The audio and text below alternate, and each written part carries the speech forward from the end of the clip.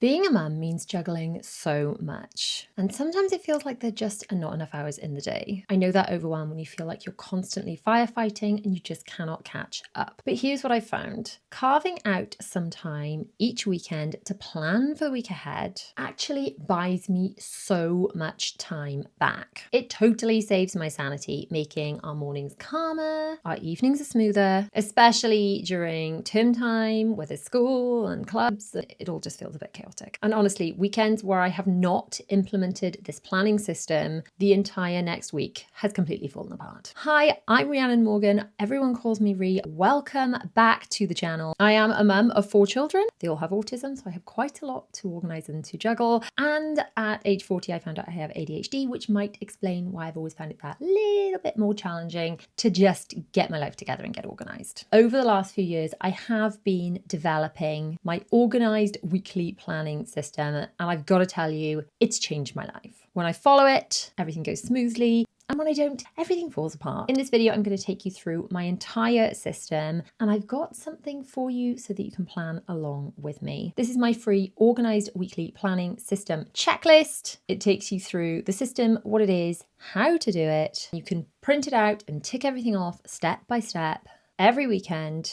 And I promise you, if you sit and dedicate this small amount of time on the weekends, it's going to completely transform your weeks. Head to mummyof4.com/plan week or use the details down in the description. Pop your email address in the box and I'll send you the free checklist. So let me walk you through step by step the system that I follow every single weekend to plan for the week ahead. I start by doing a bit of a big picture check. This is where you can look at your goals. A lot of us set New Year's resolutions. By a few weeks into January, they're completely forgotten. Now, I don't set New Year's resolutions as such, but I do set monthly goals. And if you're inside of my Organised Life Club, you'll know that we have a planning party every single month where we reflect on the previous month and look at the month ahead, plan out the month, and look at which goals we want to set. And each week I like to just glance over these goals and check that I'm on track for actually actioning them, because if I don't do this, it gets to the next month and my goals have been completely forgotten. So by looking at these each week, then there's at least 4 times during the month I'm keeping those top of mind and making sure that I'm taking steps towards whatever those goals may be. For example, if my goal is to declutter a certain room, then there'll be action steps I perhaps need to take in the following week, such as ordering new boxes or actually dedicating time during that week to set aside to declutter, or maybe just taking things I've already decluttered on a previous week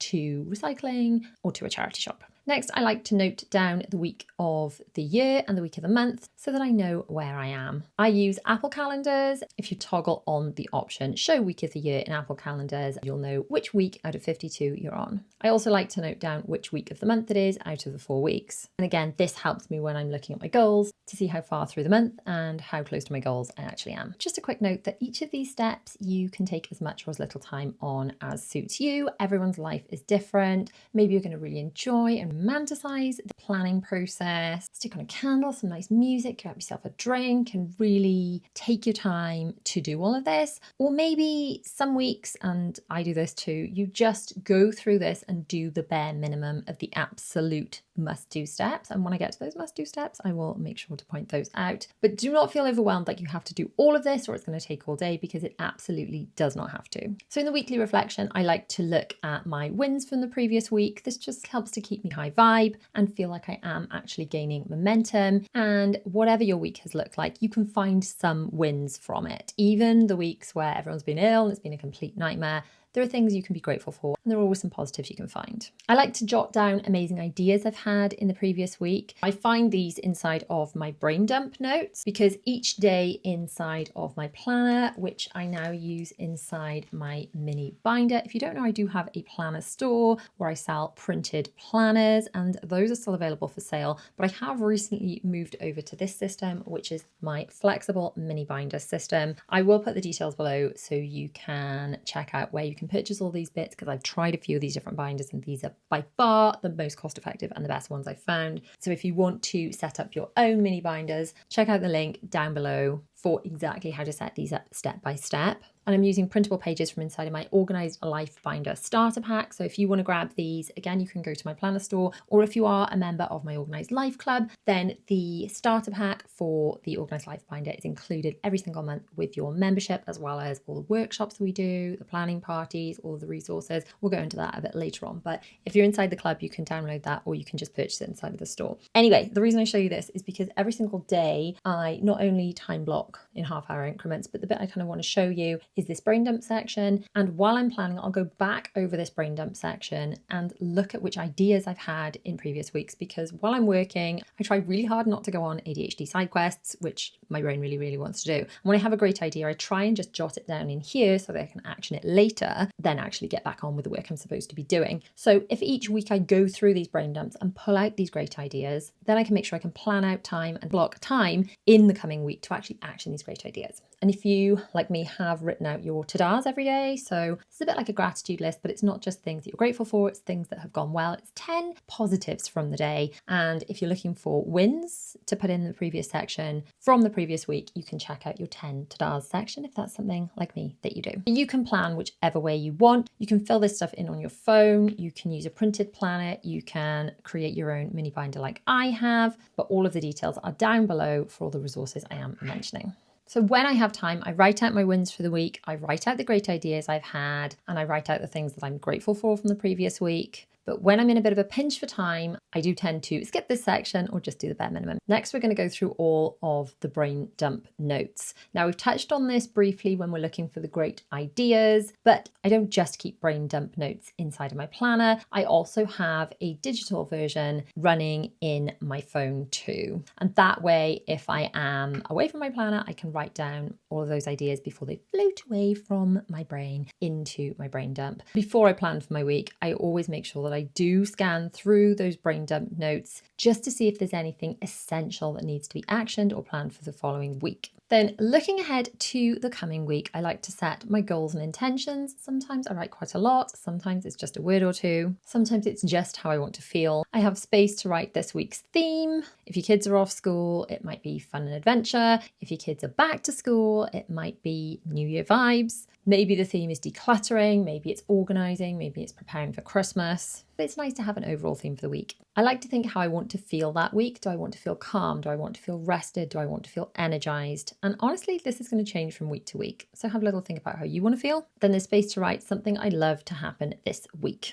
Up until this point in the planning system, it's been more journal prompts, a little more optional, but this next section is absolutely, I do not miss it. It has to be done every single week or everything falls to bits. I start by filling out my week at a glance, and I go to my digital calendar. So the Apple calendars, you could use Google calendars, you could use whatever you want, but I've got Apple calendars for myself personally, one for work, I've got one synced with my family, and I look in there to see what is coming up over not just the following week, but maybe the week after that too, because maybe there's something going on next week or the week after that I'm going to have to plan for this week and action, such as maybe birthday parties to plan or gifts to buy, just anything I'm going to need to prepare for this week and include in my planning. I also subscribe to the school's Google calendars, which drop into my Apple calendars. So if there's anything coming up school-wise, either for the secondary school or the primary school that my girls are in, all of those things will appear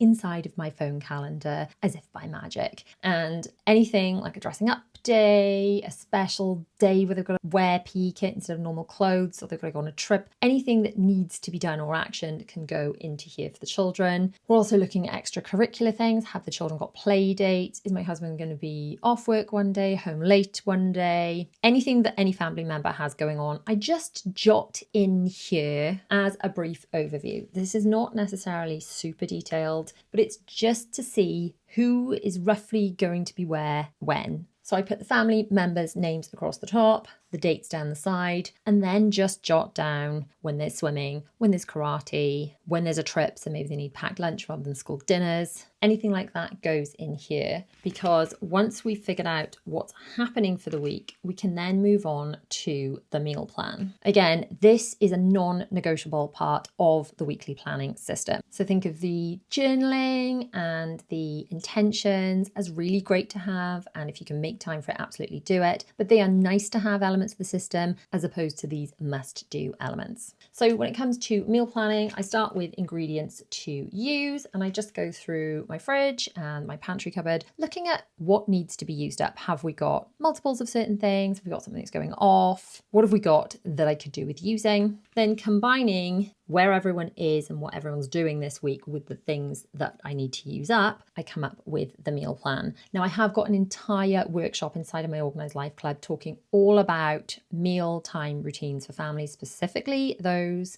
who are neurospicy, maybe deal with food resistance, fussy eating, all the meal planning, all of the things that you need to go through in order to make meal times a little more harmonious are inside of that workshop, and that can be found inside of the Organised Life Club. There is a complete workbook for you to work through as you go through the workshop that can be watched on replay at any time, and there are also kids printables inside of there too. So I will link all that below if that's something you need to look at. In brief, I just look at which nights are going to be super busy, so therefore it's got to be a quick meal, something really easy to prepare. Which nights are we all home, we're all eating together? Which nights maybe my husband's not home and I'm just feeding the children, so I can make something that he's not fussed on, the kids really like. And that way we put together the meal plan, and from there I then do the shopping list. And that all gets added to my grocery list because I do online grocery shopping. I know some people love to shop in person, but personally, as a busy working mum of four that doesn't live especially close to a big supermarket, it's just so much easier for me. We have a grocery subscription and I think we only pay something like £7 a month for unlimited grocery deliveries, which honestly, it would cost me more than that to physically drive to the supermarket. So I can then easily add all the stuff from my shopping list, plus the stuff from my organisation station, which is boards inside of my kitchen, where family members have added things to the shopping list that we may have run out of. So I combine that with my shopping list in my planner, and that's the stuff I order for our online grocery delivery. Next, I do my Eisenhower matrix. So this is like a to-do list, but better. I think, especially if you have ADHD, you can write a whole load of things on your to-do list, and if they're not ordered in any specific order, it can be so tempting just to tick off the easy wins just for the dopamine hit of being tick, tick, tick, I've done it. But by setting up an Eisenhower matrix for your to-do list, you can look at which things are both important and urgent. Those things have to be done as a priority and they have to be done first. Then there are things that are not necessarily important, or I like to think of it as not necessarily taxing, but they are urgent. So maybe these are little quick wins like ordering a birthday card. It's not to say that someone's birthday isn't important, but it's not a big taxing job, is it? So those items would go here. Then down here we have things that are important, but they don't necessarily have to happen this week. So it's only if we get through everything in the urgent section that we go to important but not urgent. And then anything that is neither urgent nor important, we're just not even going to do. We're going to ditch it. So we're going to do things in this box.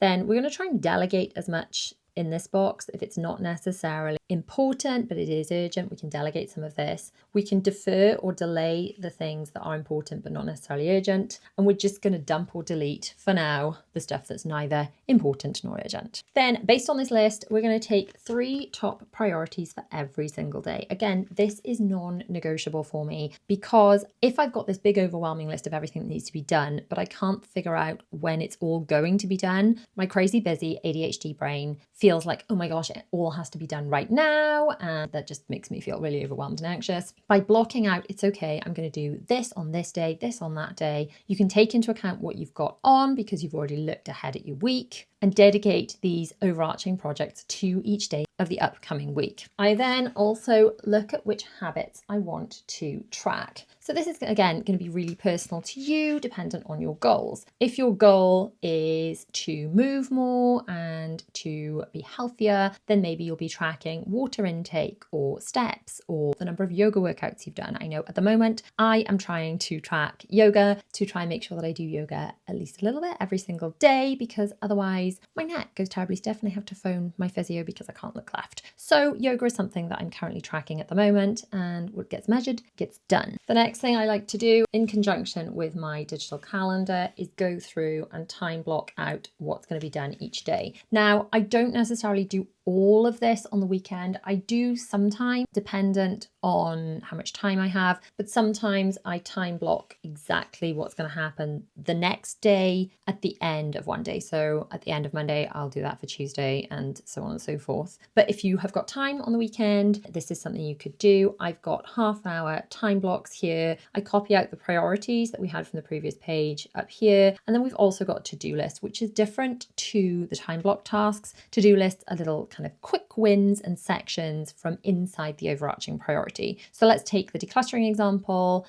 Then maybe your job for the day is to declutter a certain cupboard, but then the to-do list items under that would be empty the cupboard, sort things into different baskets, take recycling to the recycling centre, label new containers or maybe order containers. You get the gist. And then every single day I make it a point to have my planner open to the relevant day so that I can keep an eye on what I'm supposed to be doing, because otherwise my ADHD brain goes on little side quests, so that I've got a place to brain dump all of the ideas that come to my head when I'm doing something I don't really want to be doing and my brain thinks about something more fun it could be doing. And this just really helps to keep me on track. A few other things that really help me. Doing this system really has now become part of my routine and it feels quite natural. But initially I did have to set reminders to make that happen. And even now I still have to time block in time to do my weekly planning system every single week to make sure that I've allocated that time in order to make it happen. But at the beginning, you may need to set multiple alarms and reminders just to encourage you to get this done. I definitely encourage you to romanticize this process, as long or as short as you make it. Sit somewhere comfy, grab yourself a nice drink. I personally find having the right supplies really helps me.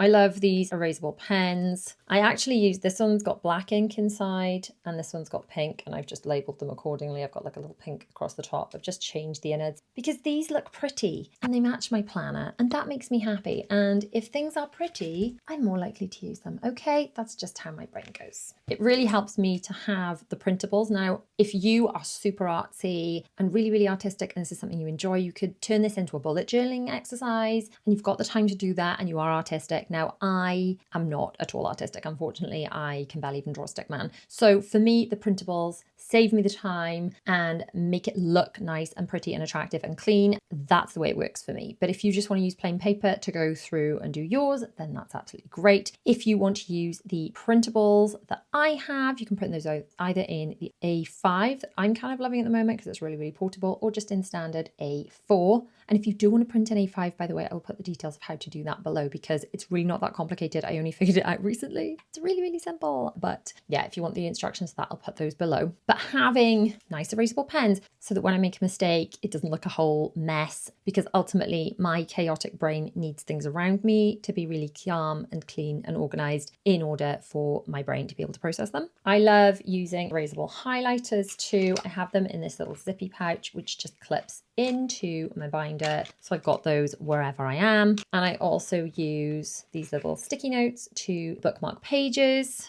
I have dividers to section out different areas of my planner. And like I said, if you want details of all the stuff that I have got, then I'll link those below. But you can literally use any planner, any size that suits you, any colors, any pens. Just make it something that is attractive to you. Because if we find things pretty and aesthetically pleasing, we're more likely to be drawn to actually use them and do the system. As humans, we are naturally drawn to things that we like, and we shy away from things that are complicated or chaotic or just not pretty. Of course, the beauty of the binder system, even if you're not choosing to use erasable pens like I do, is if you muck up a page, it's not like when you've bought a planner. Shout out in the comments if I'm not just the only one that's done this before. You've been really worried about using your planner in case you spoil it. Well, if, like me, then that's something you've worried about in the past, then erasable pens for the win, but also the binder system. If you muck up a page, you can just tear it out and print out a new one and pop that in. It absolutely changes the game. So doing this system every single weekend, I cannot tell you how much it's changed my life. Of course, this is just the planning element of the system. I also do lots of other elements within our weekend reset routine, preparing uniform and laundry and kit and resetting our space. I go through all of that in the weekend reset routine workbook and accompanying workshop, which you can find inside of the Organised Life Club. So I'd love you to join me inside of the Organised Life Club if that is something you're interested in. In there, you'll get not only early release videos, but printable bonuses to help you organise your family, resources and support for neurospicy families. So if, like me, you've got children with autism or ADHD, you're on that journey, there's support for you in there. It's a wonderful community. I would love to have you. So join me inside the club or click on this video on screen that I know you'll love. See you soon. Bye.